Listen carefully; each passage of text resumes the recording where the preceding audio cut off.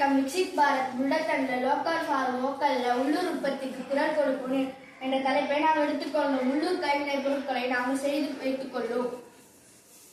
இந்த மாதிரி ஏரியில் தொன்னைகள் செய்யலாம். அதனால சுற்றுச்சூழலுக்கு எந்த பாதிப்பும் ஏற்படாது.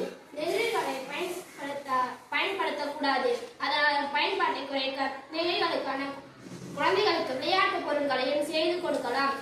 பனை ஓலையில விடுவிற்கு குழந்தைகளுக்காக செய்யலாம்.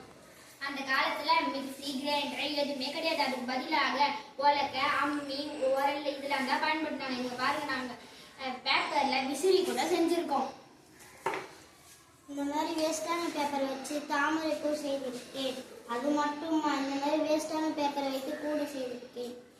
பனை ஓலையில செய்யப்பட்ட பொருட்கள் கோவிலுக்கு எடுத்து செல்லலாம்.